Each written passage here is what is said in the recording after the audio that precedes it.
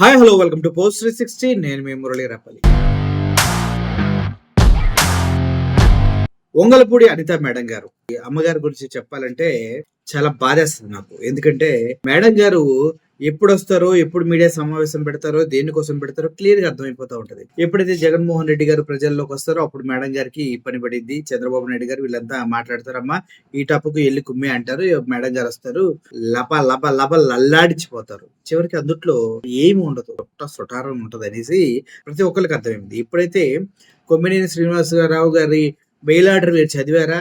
చదవకపోతే చదివించుకోండి, చదువు రాకపోతే వేరే వాళ్ళతో చదివించుకోండి అని చెప్పారు మేడం గారు. కానీ చివరికి మేడం గారే చదవలేదన్న విషయం అందరికీ తెలిసింది. కొమ్మినేని గారి నోటి నుంచి రాడి మాటలు కూడా వచ్చాయంటూ అబద్ధాలు మాట్లాడినటువంటి హోమ్ మినిస్టర్ అంటూ ఆవిడే స్టాంప్ వేయించుకుంది. దానికి ఎవరు ఏం చేయలేరు. ముఖ్యంగా bail order 4th and 5th paras చదివిన ప్రతి ఒక్కరికి క్లారిటీ వస్తుంది. ఈసారి గనక మీరు డిబేట్లు చేస్తే అటువంటి ఘటనలు జరగకుండా చూసుకోమంటూ క్లియర్ గా రాస్తున్నారు. అంటే డిబేట్లు చేయమనే కదా. ఆ చిన్న లాజిక్ తెలియకుండా హోమ్ మినిస్టర్ ఎలా అయ్యారంటే అది మాత్రం నేను అడగండి, నాకు తెలియదు. అండ్ మేడం గారు ఈ రోజు జగన్మోహన్ రెడ్డి గారు కాన్వాయ్ తగిలి ఎవరో చచ్చిపోయారంటూ, అంటే నిన్న ఏదో కాన్వాయ్ తగిలి చనిపోయారంటూ రెంకలేస్తూ మాట్లాడుతున్నారు. రెంకలేస్తాను ఎందుకంటున్నానంటే ఇది కూడా అవాస్తవం కాబట్టి. కాన్వాయ్ గుద్దితేనంట జగన్మోహన్ రెడ్డి గారు అంటే ఎనిక్కి తిరిగి చూడకుండా అటు నుంచి అటు వచ్చేసాడంట. ఆ దళితుడు అన్న విషయం మేడం గారికి ఇప్పుడు గుర్తొచ్చింది. అదే నాకు ఆశ్చర్యం వేస్తుంది. ఎందుకంటే దళిత మహిళల్ని మానభంగాలు చేసి చంపేసిన వాళ్ళు ఉన్నారు, చిన్నపిల్లల పైన దాడులు చేసిన వాళ్ళు ఉన్నారు, దళితుల్ని చాలా విధాలుగా ఇబ్బంది పెట్టిన వాళ్ళు ఉన్నారు, రోడ్డు మీద దళితుల్ని కట్టేసి కాళ్ళు ఎర్రకొట్టిన పోలీసులు ఉన్నారు. అప్పుడు మేడం గారు వచ్చి పోలీసులకి సపోర్ట్ చేస్తారు, దళితులకు సపోర్ట్ చేయండి. ఇప్పుడు అంటే ఆ చనిపోయిన ఆయన అంటే దళితుడు అంట.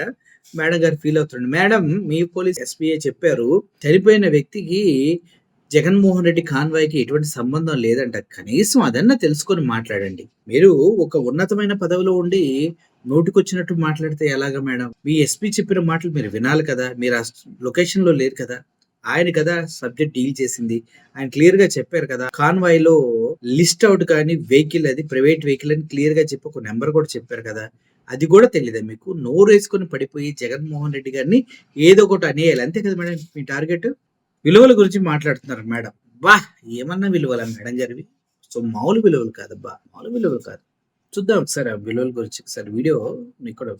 కనీసం ఆ దళితుడు చనిపోయిన తర్వాత ఆ దళితుడు ఎందుకు చనిపోయాడు, ఎలా చనిపోయాడు కనీసం పరామర్శించిన పరిస్థితి కాదు కదా. క్యాన్వాయ్ కూడా ఆపుకుని వెళ్ళిపోయాడు. మీ నాయకుడు చంద్రబాబు నాయుడు గారు ఏమంటున్నారు ఒకసారి వినండి అమ్మా. గోదావరి పుష్కరాలు ఏం తప్పు జరిగింది? ఏం తప్పు జరిగింది? ఒకే దురదృష్టం చనిపోయారు. సరిపోలా, జగన్నాథ రంగకాలు చనిపోలా, సరిపోలా, ఒక బస్ యాక్సిడెంట్ చనిపోలా, చనిపోలా. జరుగుతాయి. జరుగుతాయండి. మీ నాయకుడు ఏంటమ్మా జరుగుతాయి అంటున్నా.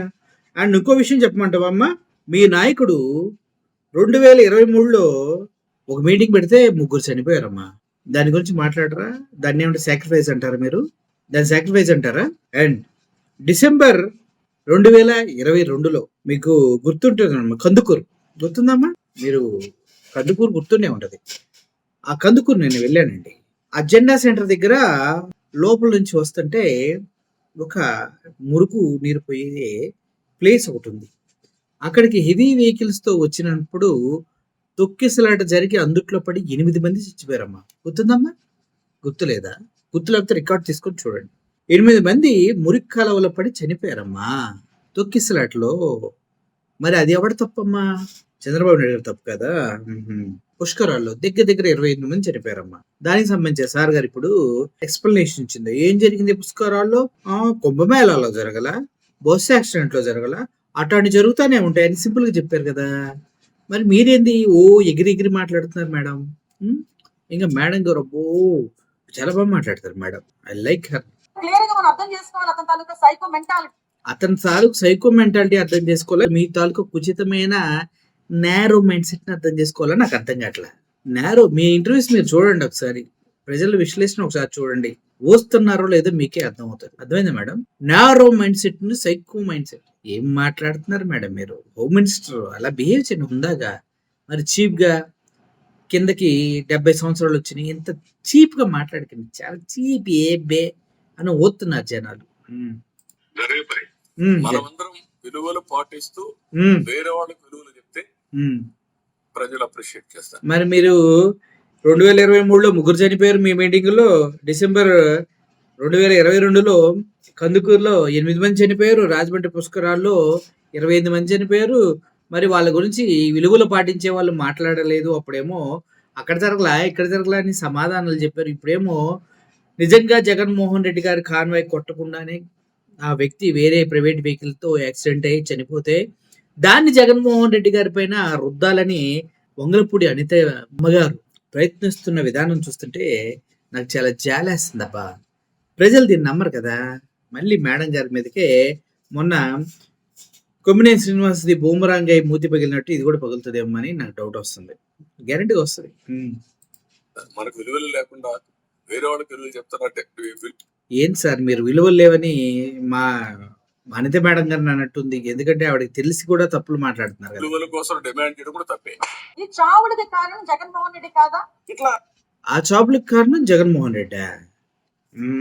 ఎట్లమ్మా చావులకు కారణం ఆయన రాజ్యం, ఆయన చేస్తున్నారు. ఏమన్నా ఆయన వెళ్ళి గుద్దాడా, ఆయన వెళ్ళి పొడిచాడా, ఆయన వెళ్ళి ఏమైనా చేశాడా?